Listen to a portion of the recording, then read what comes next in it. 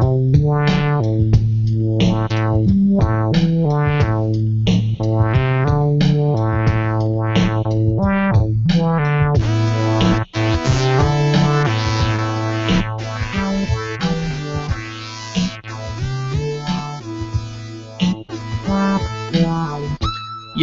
what is up, everybody? This is On the Topic of Video Games, episode 21, theculturemypeople.com's podcast about video games, where Drewby and I, who is my co-host, we just hang out and talk about what we've been doing during the week. Say hi, Drewby. Specifically, we talk about video games, son. Not just about anything. That's for another place, same place, different time. So. And Drewby froze. There you go. Oh, fun. Yeah. So, video games. This week, I haven't played a ton, but you've played some. Do you want to do this in reverse, and I'll go ahead and talk about what I've done first? Change it up a little bit? All right. Yeah, we gotta keep it real. This is a young, hip show. We can't just do stagnated things over and over. All right. So, Michael, what you been playing? I finally decided to pick up Super Smash Bros. On the 3DS, but I did so at a significantly late hour for an old person last night. So I played some. I unlocked Ness. He's the first unlockable character I saw. And I played a little bit more this morning. The menus in that game are probably the most obfuscated menus I've seen. Like, my brother had played for a couple days, and he did not realize that there's a straight up, I don't know, like classic mode where you just fight a couple guys in a row and end up in a master hand. He didn't even think that was in the game. It's buried under some stupid menus. It's buried like under a mini game option at the top. Anyway, I don't want to talk about the menus a bunch, but they're really crappy. But the game is Super Smash Bros. It's fun. I haven't played a ton of it, like I said, but I like what I did. I think it'll be fun once we start getting people together. We have multiple friends that own the game now, and I think that's going to be a good social group game to play. Something that you've mentioned before that I never felt as much until now is after playing Mortal Kombat, whatever the last one was, Mortal Kombat 9, and playing it on the Vita quite a bit still. I beat most of the campaign on the Vita as well. Super Smash Bros. Does feel a little less new. It feels a little less complicated than it did. Like when I was a kid, I felt like it was different, obviously, and it wasn't as complicated as your Ninja Gaidens. Not Ninja Gaiden. What's the Ninja Gaiden fighting game? Dead or Alive. Dead or Alive. It didn't feel like Dead or Alive or anything, but I thought it was more complicated than it really kind of is. You don't have a ton of moves to work with, which it's fine, and there's all kinds of crazy things. It's not going for complexity, but it does feel a little less deep than I thought it was when I was younger. Now, that's not to say that it's not fun, and not to say that I probably won't end up playing a bunch of it, and of course there's room to grow and gain skill and that jazz, but yeah, not as deep as I remember, but fun game. On top of that, I haven't played any World of Warcraft this week, which is weird because they dropped the patch for the next, like the Warlords of were dropped, and I haven't touched it. So I was ahead on my goal, and now I might be starting to get behind. So I really want to get into that patch. They updated a bunch of the character models, so those all look better. They added some quests that are going to lead into the story for Warlords of Draenor, and then they also added a special dungeon that is only going to exist from now until Warlords comes out, then it'll be gone. So there's stuff in there that you can get that you can't get any other time if you're playing the game. So I want to get back in there, but I haven't had the chance to do it yet. And then the other thing that I did, and I did this even less than Super Smash Bros., was today, as I was coming home from work, I got an email that a game on my Steam wishlist called Gods Will Be Watching was for sale for $5. It's normally $10. Sometimes you just don't buy a game at $10, even though I don't know what the logic is behind that. When you like some games that are $60, by the time they get down to 10, you're like, oh, I'll do this. But then a $10 game that you really do want to play, you wait until it goes on sale. I think that's probably a bad thing for the developers. But I picked up Gods Will Be Watching. That game it's rough. It was known for its difficulty. Have you seen anything about this game? No, not really. Okay, I don't know what the greater story is, but so far, it started off with you were a group of I guess scientists, and it looks like you just got overthrown by the rebels, like what is equivalent to the Star Wars rebels, only they're kind of portrayed as bad guys, not the bad guys, because basically the Empire of the game is also bad guys. So they're both sides are portrayed as doing bad things. But what happens is the first level, and this is the farthest I've gotten, you are playing as the rebels who have infiltrated a research facility, and you are trying to steal the research that is at the facility. I'm not sure what that entails. It's some kind of research on virus. I don't know if they're trying to stop a virus or drop a virus on other people. But the gameplay of the first level is that you have hostages and you are attempting to stall the Empire for as long as possible so you can steal the research that you need to steal. So what happens is you have 4 hostages on the ground, and you have guards outside the room that are trying to come in the room and stop you from hacking. Then you've got a guy that's hacking and a guy that's trying to prevent the enemies from hacking and taking the information back from you. So it's this weird kind of resource management sim where you have hostages on the ground that are either calming down or getting more anxious. And if they get too calm, they will... I don't remember. I actually don't think I've ever let them get too calm, but the game warns you against letting them get too calm. I'm guessing if they get too calm, they'll try to attack you. Like if they feel too comfortable, they'll attack you. If they get too stressed out, they'll bolt for the door and try to escape. In the meantime, like I said, you are trying to hack the computer system, so you're trying to build up charges on the computer system so you can hack it better.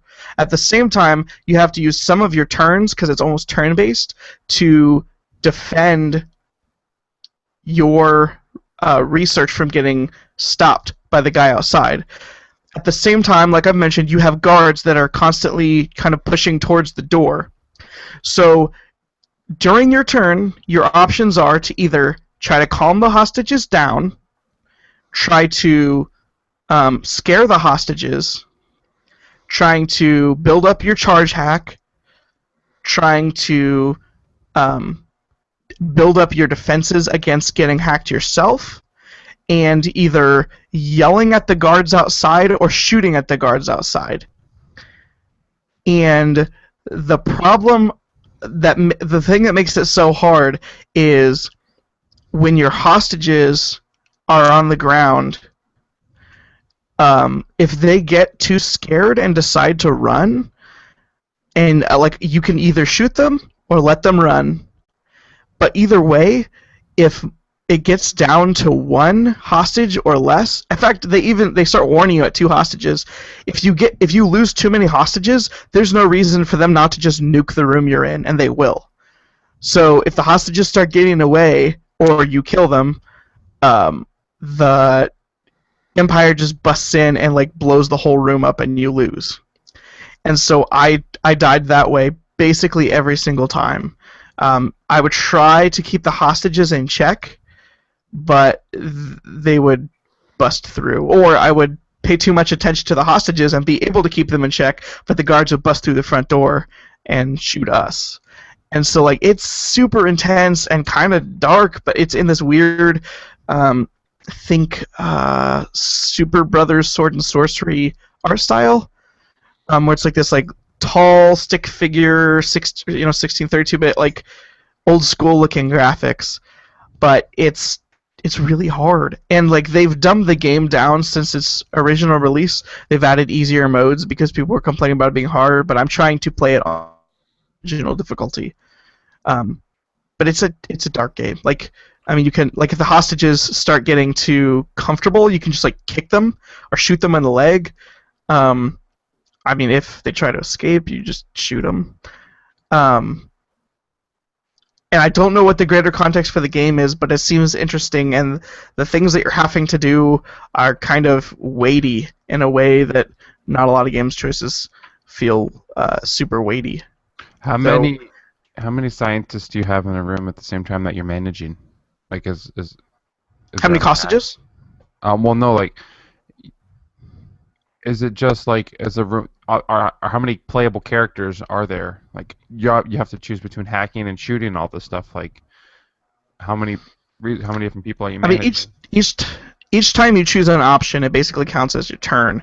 But I mean, there's a dude that's shooting, there's a dude that's defending, there's a dude that's hacking, and then you're walking between everything. So you can't do multiple things at once.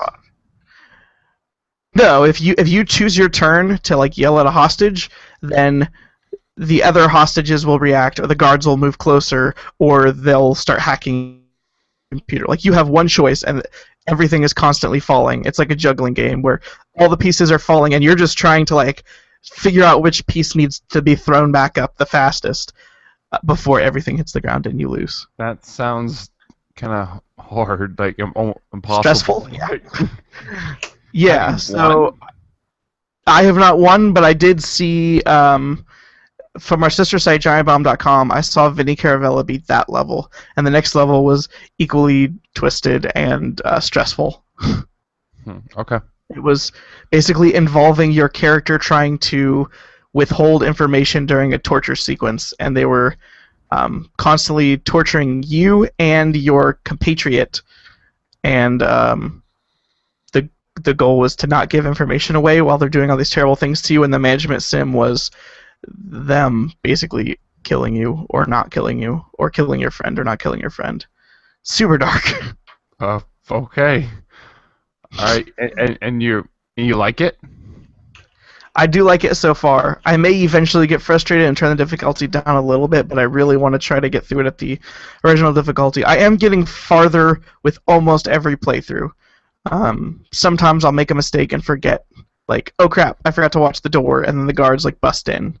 But yeah, it's kind of awesome, and there's so many moving pieces. I like it.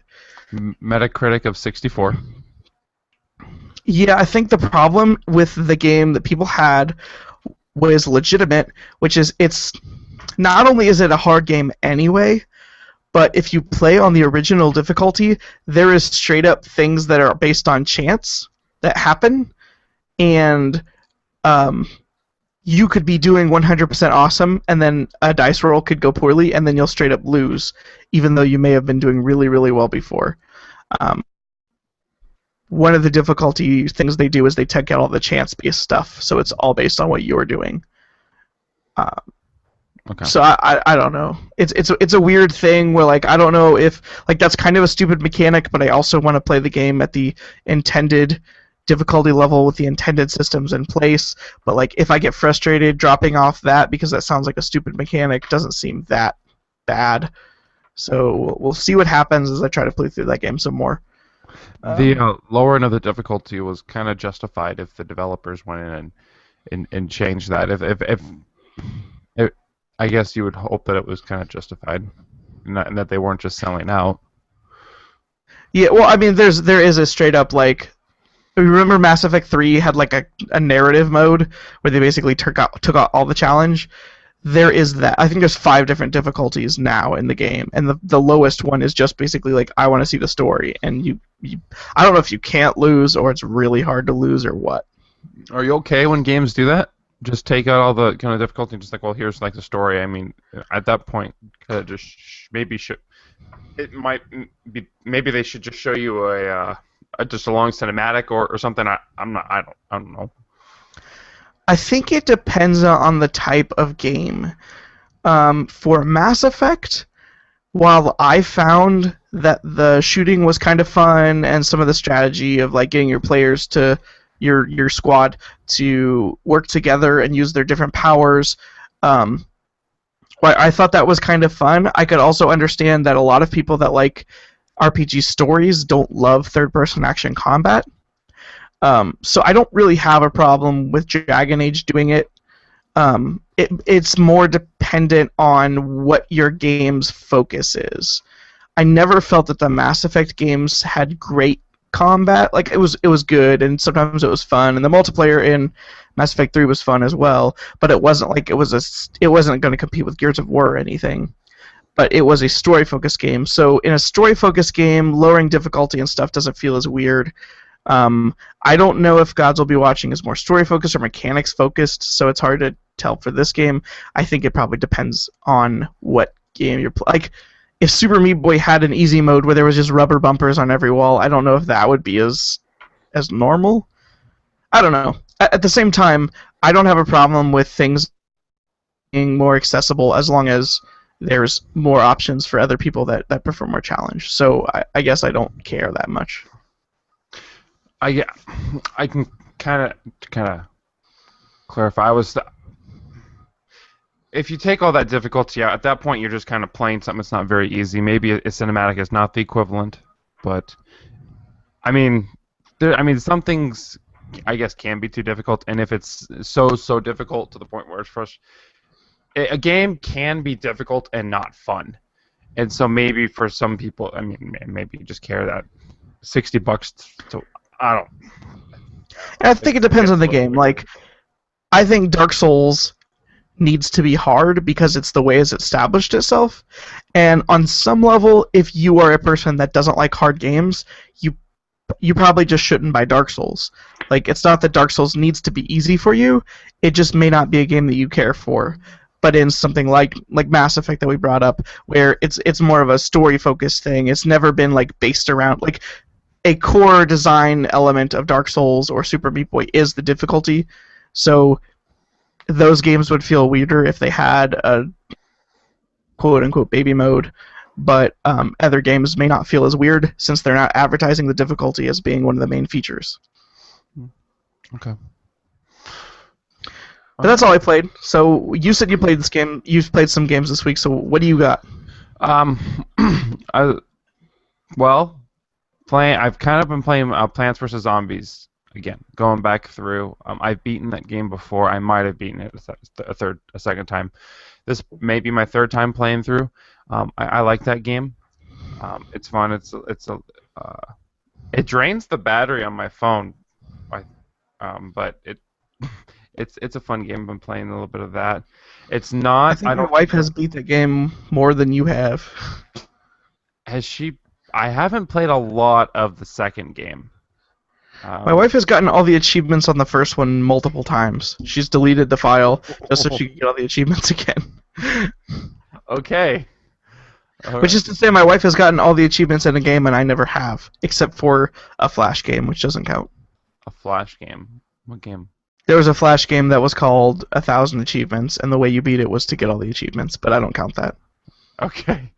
Played that. I talked a lot. I think I talked last week. We played a little Bioshock. I finished that game on Sunday. I've beaten Bioshock. I believe I talked about. We talked about. If you play the second DLC for Bioshock Infinite, the Burial at Sea, episode 2, that there are spoilers in that, I believe. That kind of I knew something got spoiled. I think not the biggest spoiler in that game, in my opinion. The biggest spoiler that didn't really get spoiled, but there were some things in that. So if you're playing through Bioshock Infinite, I don't know that I would play the DLCs until you've played Bioshock 1. I think you might have a better appreciation for the first part of the DLC, because where the first game, Bioshock 1, takes place in this underwater city called Rapture. That is basically like kind of a post-apocalyptic, like something terrible happened there. Bioshock Burial at Sea Episode 1 kind of portrays the city as when it was alive, inhabited, and kind of before it all went to poo. So you can just take that. But I played that. That last boss fight, I don't know exactly what to think about it. Like, I don't know if it should have been harder or if it was just like, if it was disappointing. It was just kind of I there. think it just seems oddly out of place. Like it feels like a boss fight from another game. Considering kind of what you've done already throughout the game, to have that kind of a set piece boss fight, yes. Um, It's a but boss fight where you've been playing a game where it's this very atmospheric and moody old, like, what is it, 1940s ish, 60s. It's 60s. okay, 60s ish feeling city with like a bunch of crazy people, and then for some reason, like, it's a kind of a spoiler, but you end up fighting like Bane, like the Bane from Arkham City. You're like, this is kind of weird. One thing about the game's storytelling, I'm not exactly. I kind of know what happened, but I don't know that game tells its story in the clearest way. I don't think Bioshock 1's story. I think it's good, but I think that game gets a lot more praise than is maybe deserved. Like the story of kind of like what happened to this city and kind of like the backstory. You're picking up these audio logs when they're talking about stuff. I guess I don't really. It's just there's that thing does some that game does some things good, like the City of Rapture. There wasn't really anything done in video games before that. Um, that was kind of cool to walk around. Not necessarily underwater. I mean, you kind of got used to it. For at the time, it's set in place. Like if you walk out and it's like, oh, I'm in this giant underwater city or whatever. It was probably it was probably impressive. I wasn't really ever like, whoa, just like kind of blown away by it. There were some design things that I thought were kind of cool. Like later in the game, you come up to like this switchboard that was like it looks like a skyscraper, but it looks like it's kind of like powers or controls different parts of the city, and it's just kind of designed. Let's say I thought that was kind of interesting, I guess. So yeah, I played that game. People can't say like, oh, well, you haven't played Bioshock. Like I played Bioshock and I played Bioshock Infinite. I probably will get to Bioshock 2 eventually. I think you're the one who's told me recently that Minerva's Den is kind of like one of the highly regarded piece of Bioshock game. That the DLC for that. So maybe I'll play Bioshock 2 at some point. I'm not exactly sure what's going to happen in that game. Like I don't know. Like, am I the same person who's? Probably shouldn't say much, or else I'll spoil the ending of one. You're a big daddy. Bioshock 2, you're a big daddy, and you've lost your girl. That's Bioshock 2? Yeah. That's I don't know. I don't. Maybe I don't. Okay. Huh. That also wasn't made by the same. I don't think Kevin Levine was on. Ken Levine. Ken Levine. Did I say? I said Kevin. Yes. Kevin Levine is like the evil version of Ken Levine. Yeah, he makes really racist and sexist games for real instead of fake racist and sexist games like Infinite. Wait, Kevin Levine is an actual person? No, I was making a joke because people think that Bioshock Infinite is incredibly racist and sexist, and I think that argument is fundamentally flawed. Anyway, it's flawed for a stupid reason, but I don't want to spoil Bioshock Infinite because I think that game is great and not racist or sexist. Well, there are people in the game that are racist and sexist. I don't want to imply that I don't see that.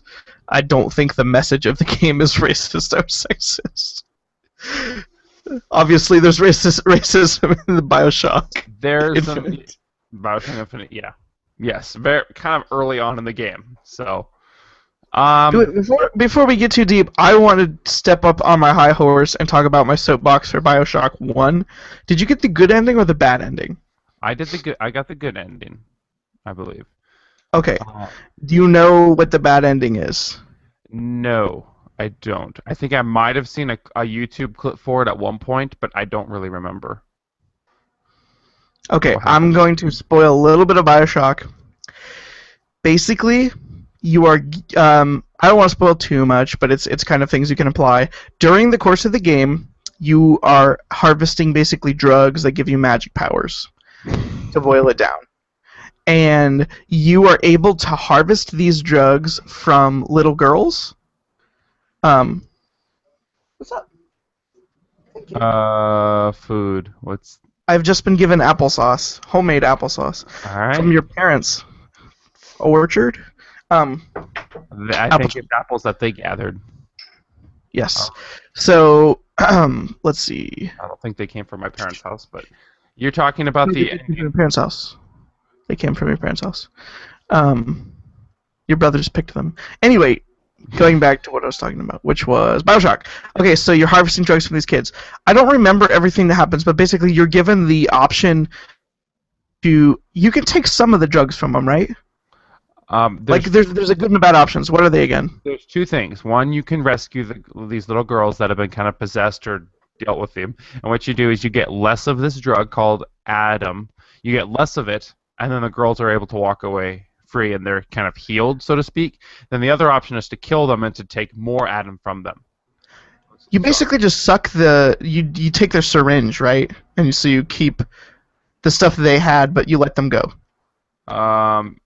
Maybe they don't. The animation of healing them is basically like you put your hand on their forehead, then they feel better, and then you get like 80 Adam, and that's kind of it. So I don't. The syringe is kind of still sitting there on the floor, like I think. So. Okay. I couldn't remember the specifics there. Either way, you are given the option to take a little bit of the drug from these girls and let them go free, where they're able to live their lives as normal as possible in this wasteland of a city where it's corrupted and overrun by druggies, or you are given the option to basically suck all the Adam out of their body, which effectively kills them, because I'm assuming they need it to live at some point. And what happens is you get the good ending if you choose every single little girl that you come across. You don't have to get all of them, but if you choose not to kill any of them, you are given the good ending. If you choose to kill even one of them, you are given a potentially bad ending, and if you choose to kill all of them, you're giving a really bad ending. Sorry, problems. If you... I haven't tasted it. If you... We're doing a show! No, so the problem here is I was looking at message boards to read about this game after I beat it. And there was a significant portion of the community that was complaining that you got the bad ending for killing even one of these girls. Which I respond, if you are the type of masochistic monster that thinks that you can put your hand on a little girl age 11 and suck the life from her body while she looks at you, and you deserve the good end video game, you have bigger problems than can be addressed in a forum post. And I think that's as deep as I will go. I think that speaks for itself. Alright. Maybe I'll look up the YouTube ending or something. I should see what else is going on in there. But alright, so yeah, I played that game, and finished that. So I've now can now say that I played Bioshock. Bioshock's... I kind of would... If Ken Levine, that dude, the creative director of these games... Kevin Levine. Brother to Avril Lavigne. Is Adam Levine in there somewhere? Adam Levine? Adam Levine, also singer of Maroon 5. Cousin to Avril Lavigne and Kevin Levine. It's just this one it's just this all family. It's one weird family. Like, one of them is a game developer and the other two are singers, but one is like funky pop music and the other one's like pretend punk. Like, yeah, super weird. So I kind of want, I guess, I kind of appreciate these games. So I kind of would like him to do another one. To go on and to create maybe another Bioshock. Bioshock Infinite was great. That got Game of the Year for... you and I gave that Game of the Year last year. That game was was great. Bioshock 1, while maybe not like the most amazing game in the world, a lot of people love that game a lot. I guess it's fair to say a lot of people love that game a lot. I kind of liked it. Kind of some of the stuff that it did. So if he goes on and creates this other game, I don't know that he probably won't. I think he's kind of stepped away from Bioshock, but Why do you think there needs to be another Bioshock game? I don't know that there necessarily needs to be another one. I would just kind of like to play another one that he's kind of in charge of. Because the two Would that you not he does rather so far, him try something new? We've talked about this in the game before. Like, if a game exists and is really good, we can go back and play it. Is it better for them to kind of rebuild on the same formula, or would it be cooler for them to do a completely new thing? I guess in the end, Coming from someone that wants an Alan Wake 2. I think it's okay for us as fans of a specific product to want more of that specific product. However, in the end, if that artist or creator decides to go off and do something else that is also great, we now have two products that we can be fans of and appreciate, either for separate reasons or for similar reasons. It's kind of a The reason. I guess maybe Go ahead. I'll let you finish. a kind of maybe a leap of faith, I guess, to kind of trust them with the new product, and it's I guess it's gonna be a little scary because it's unknown. Like he's working on a new project. I don't know if it's going to be as good as these games, if it's going to be worse or not. So, there's kind of a trust thing there and hope thing as well. To hope that this new product is going to be good. The reason I'm not as interested in another Bioshock game is because I think that the way that they end Bioshock Infinite, it would be extremely hard to bring a story to the table that would have any kind of meaningful originality to it when you would already know so many of the moving pieces that would be happening, kind of. Like it would, I think it'd be really hard to land, because of the way that they did Infinite, I think it'd be really hard to land another story there. I can kind of see that, yeah. Yeah. And especially if they tried to do the prequel thing, I think it would be bad, because I think prequels are always bad. I guess this means that maybe I should just go play Bioshock Infinite again. You could play Bioshock Infinite again. I'm not going to fault you for that, except for there's other games that are awesome.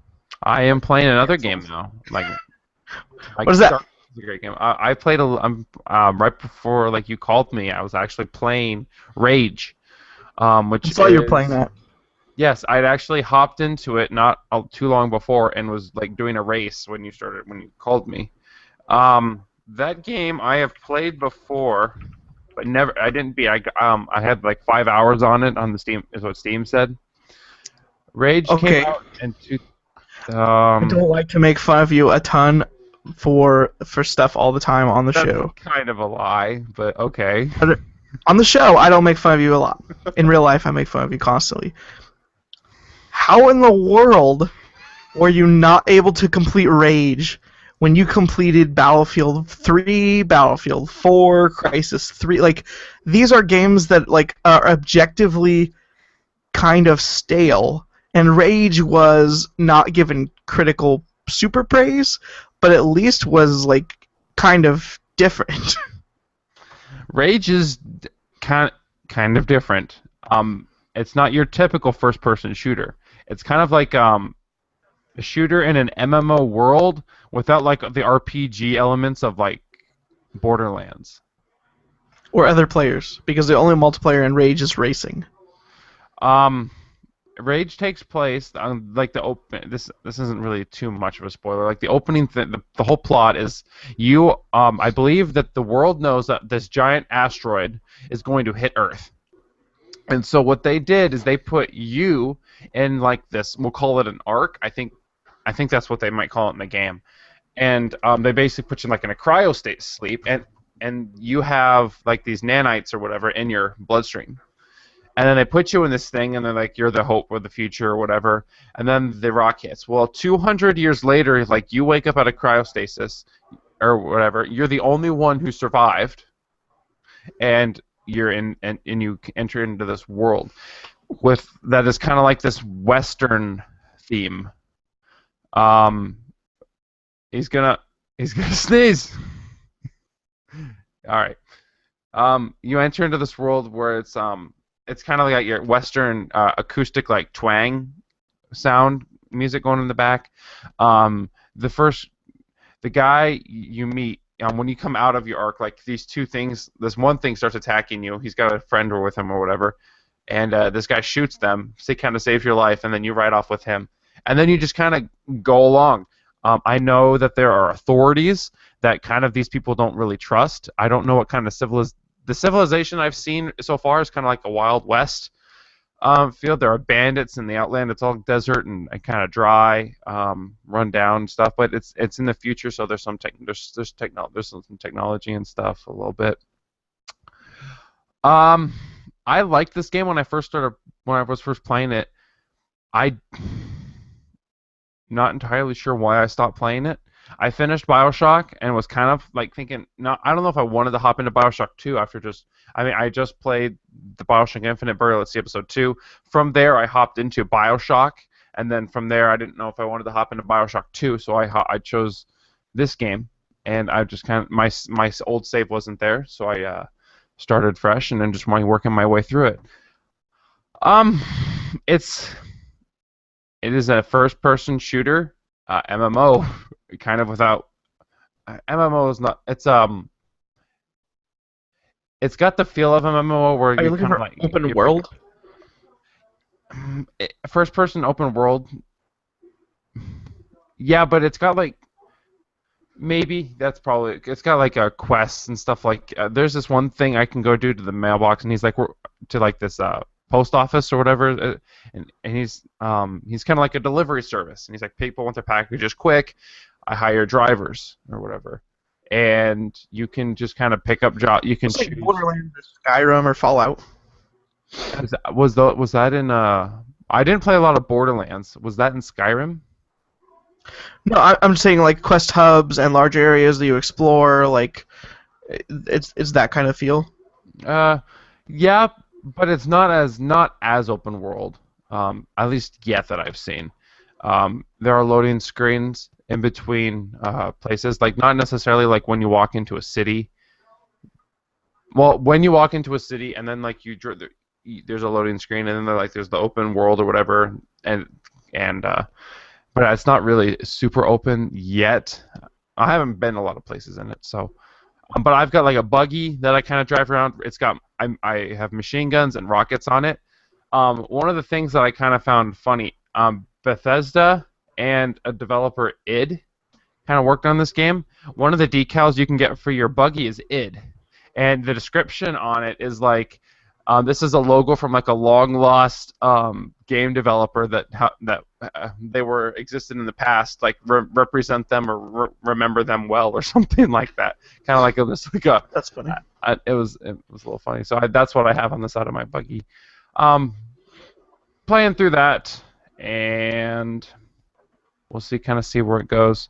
I've got like this crossbow thing that I haven't really used yet, that this guy gave me for doing some quests. The guy who saved me at the beginning, he gave it to me. So that is for silent killing, I guess. I will explain all of my experience with Rage.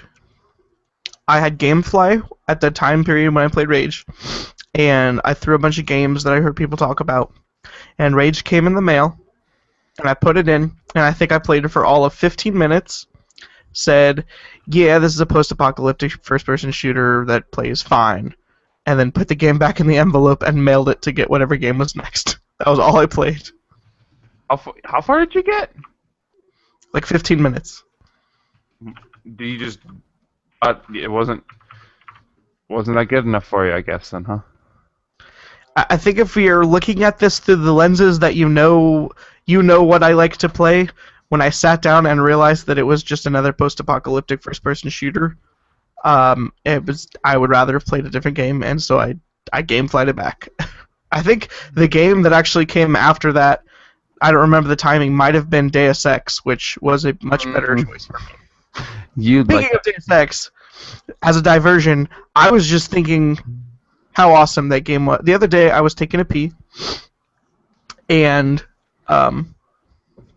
I remembered how awesome Deus Ex was. For no reason in particular, I just thought of it while I was taking a pee, and thought, hey, it would be really awesome if they were able to make another one of those games because it's really good. I might, if I had infinite time, I would probably go back and play that game again.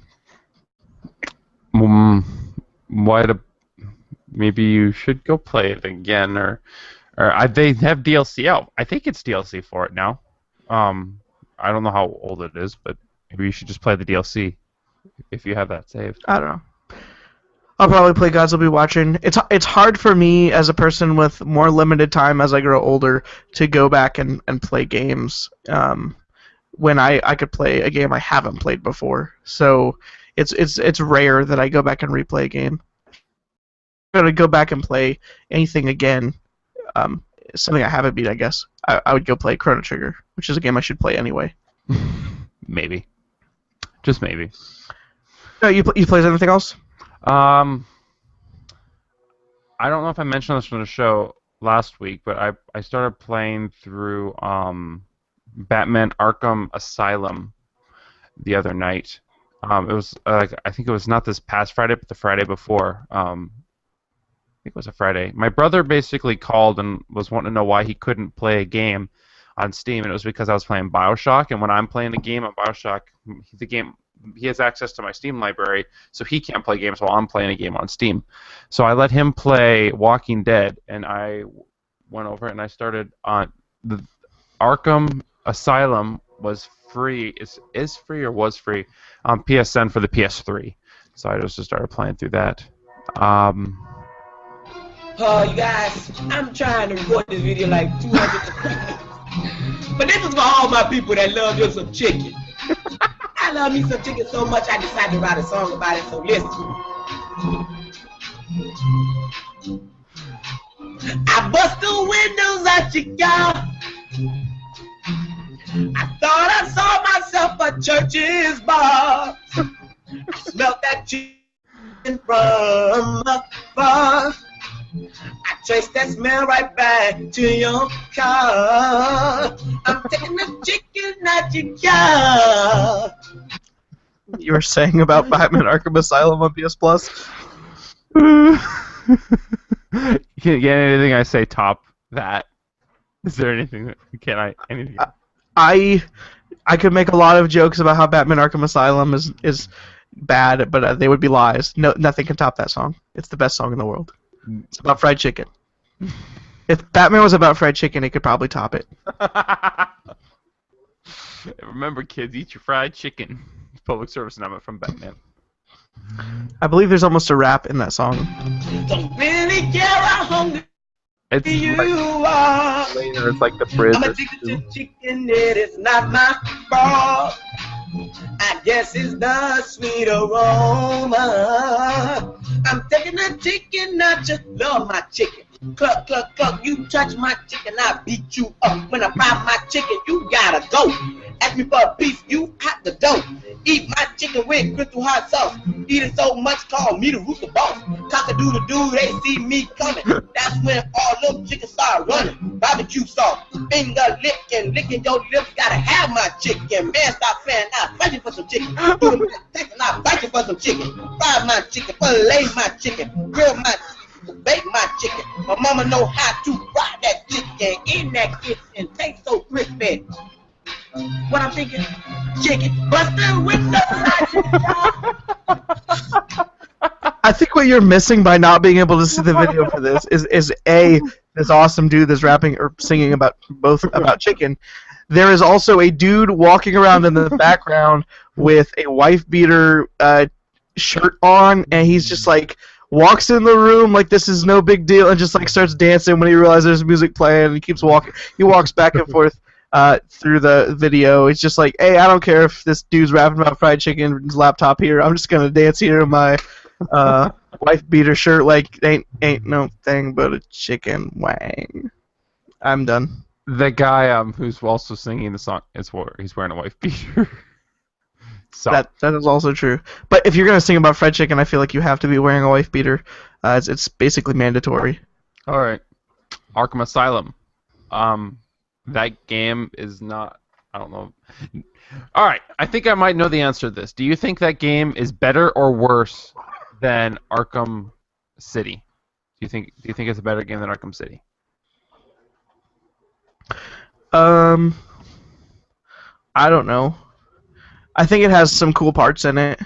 I think Arkham City also has some cool parts in it. I think the Scarecrow parts from Arkham Asylum are really good. I guess I don't remember a ton of other parts, so I don't know. I wouldn't say it was necessarily better or worse. I think Batman Arkham City iterated some of the combat and systems and stuff and added more gear, but I don't think Asylum was like markedly better than it as if it were like Dragon Age 1 and Dragon Age 2 or anything. Do you think the game's success, the Batman Arkham series, do you think that success is deserved? Do you think those games are good enough for that, or are they just? Do you think they're overrated? I think that by the average person, they're correctly rated.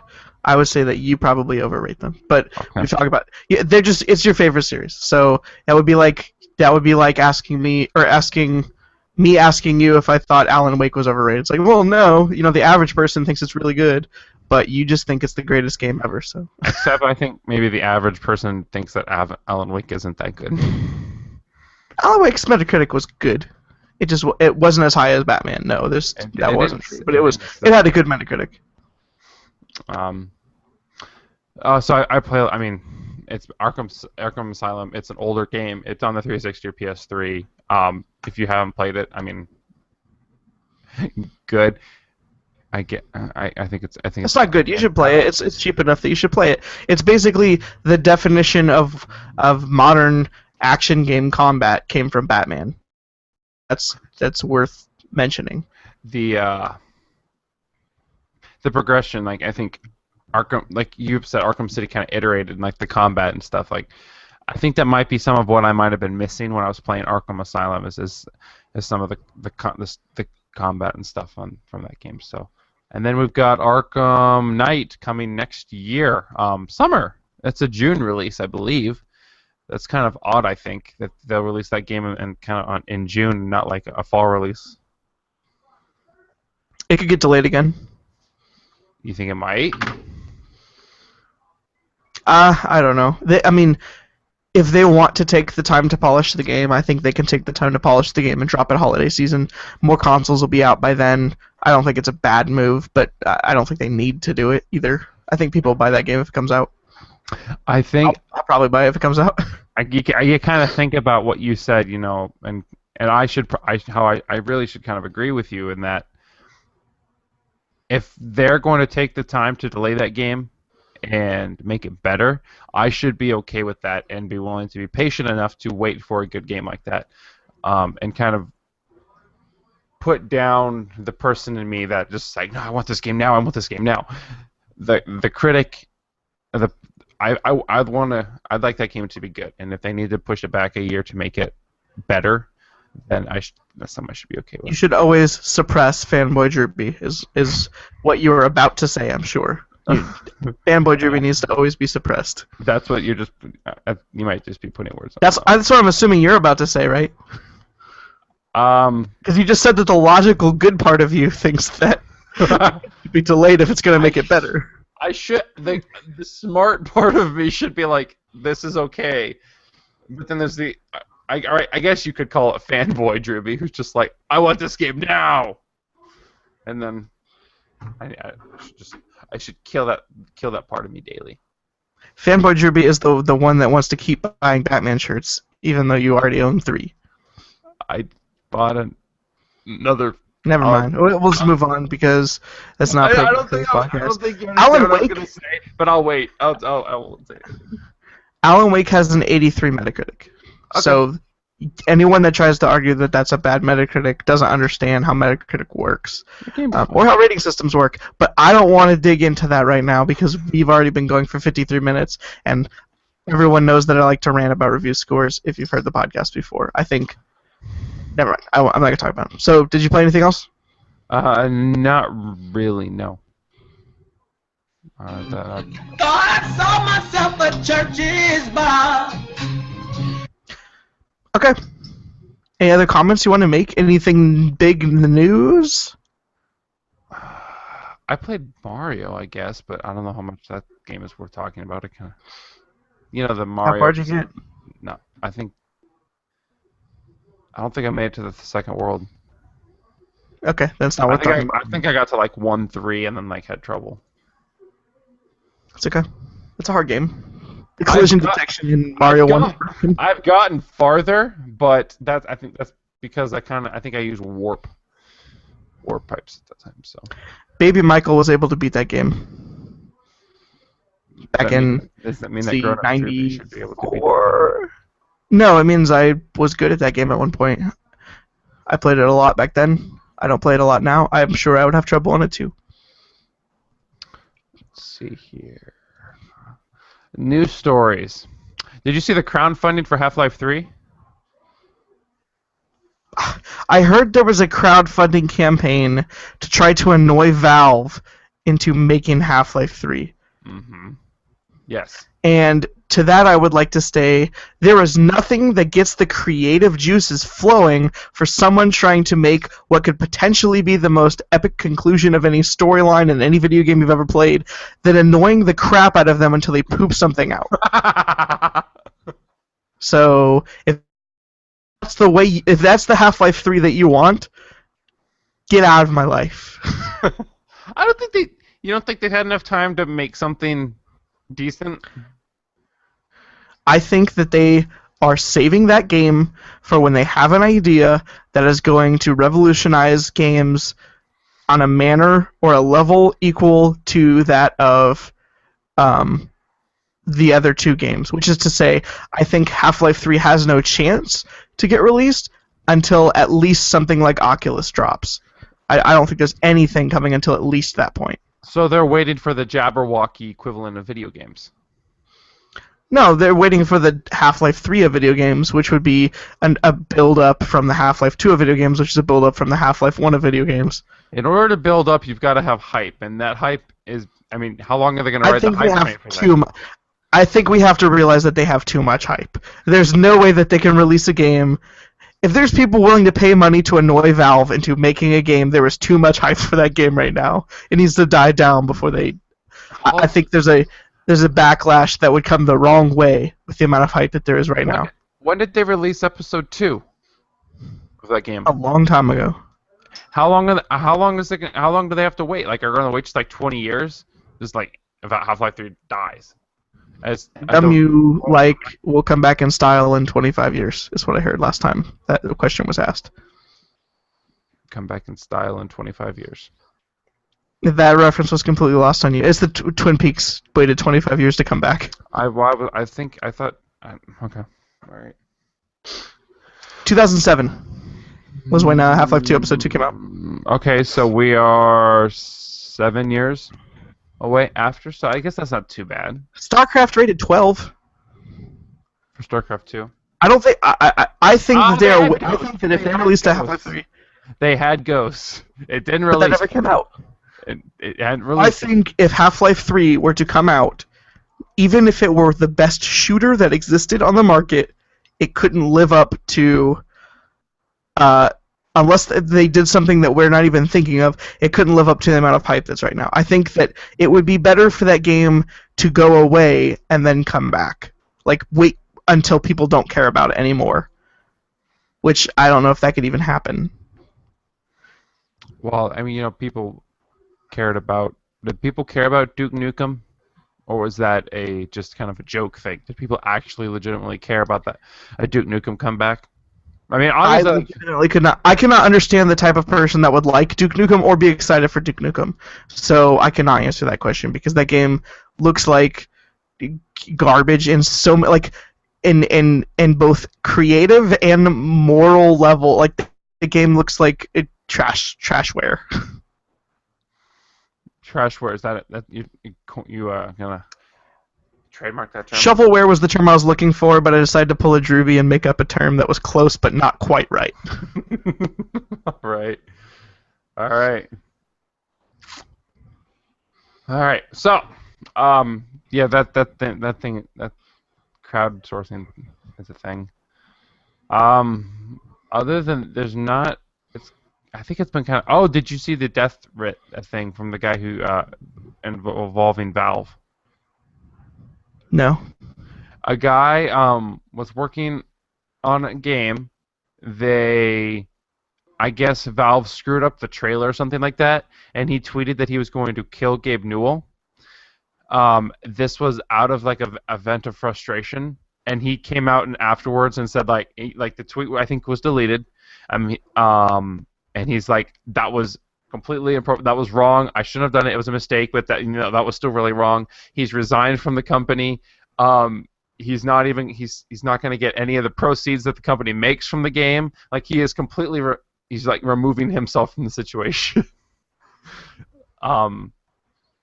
Because he made a death threat to Gabe Newell in a Twitter, kind of ranting on Twitter, I guess. Social media is not really the place to yell about your problems, I don't think. I guess maybe he'll learn about that from this mistake.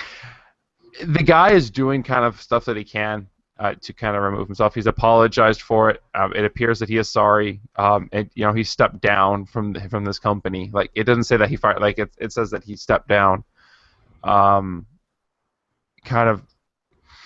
I guess it doesn't really condone what he did, but you're like, okay, dude, you recognize kind of what you did, and it doesn't really have good taste, considering what's been going on right now. I don't want to go into a huge discussion on this, especially we're at an hour right now. I do want to say this to the people that are listening to this podcast, to the people that we can affect with our voices right now.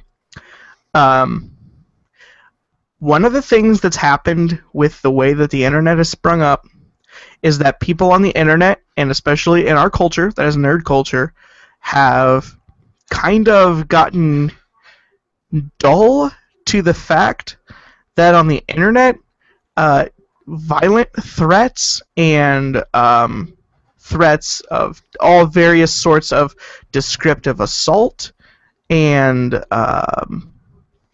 all kinds of mean things are said on the internet, and we've gotten used to it to the point where we kind of ignore them or pretend that it's like, oh, that's not a big deal. A lot of it's based on the fact that there's anonymity of some level. A lot of it's based on the fact that you can pretend that the person on the other end of whatever you're saying is not a human.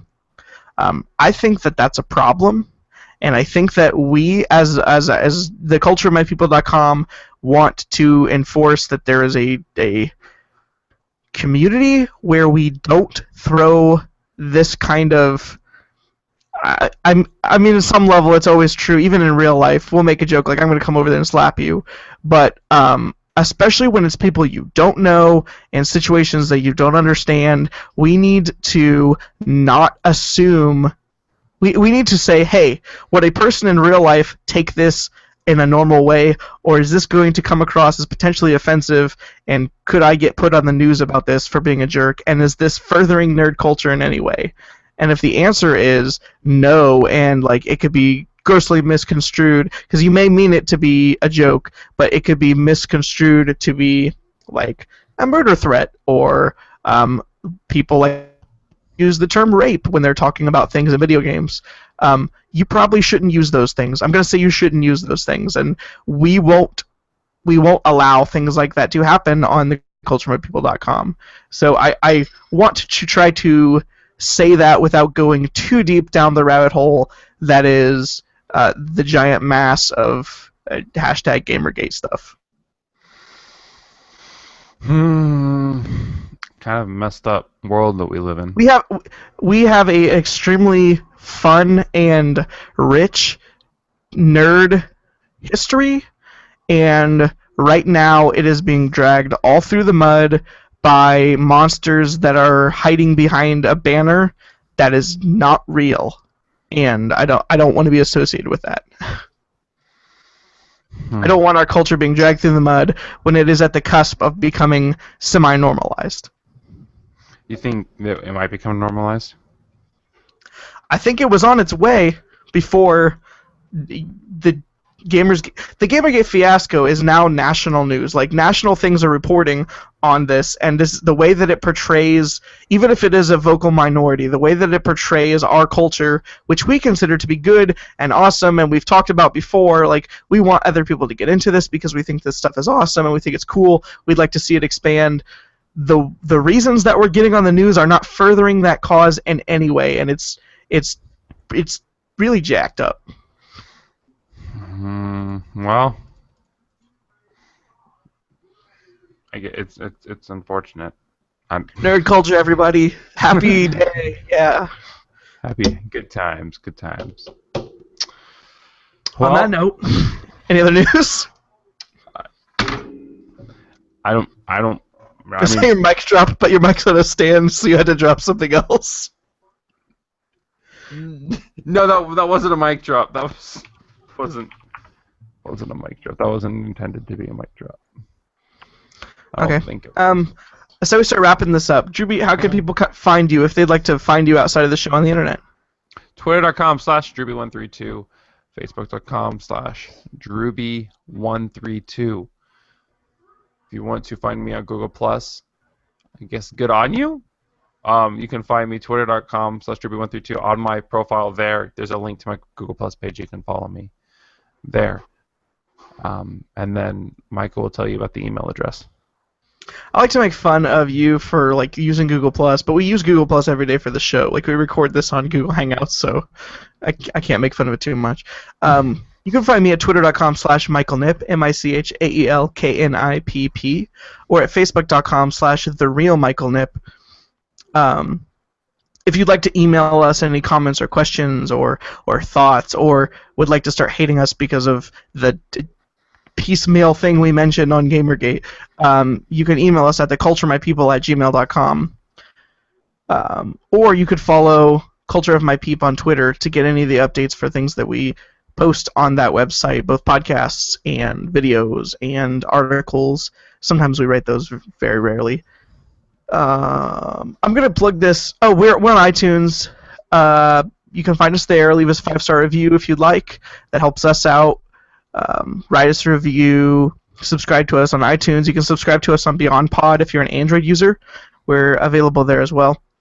Something I want to plug is that I've been playing some music. That music that you heard at the top of the show was a song. I'm actually going to play at the end of the show a little bit, but that's a song that I composed that I've been kind of working on a little bit. And I've been doing that for fun. That is a project that I'll probably end up talking about more as the weeks continue on ## Follow the Conversation, which is our random show where we talk about whatever we want to on Thursday nights.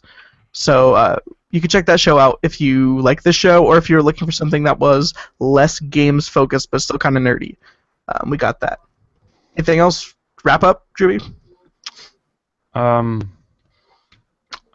really. Okay. So, thanks for joining us. This has been On the Topic of Video Games, episode 21. My name is Michael Nipp, and signing off, and this is, as always, my co-host, Drewby.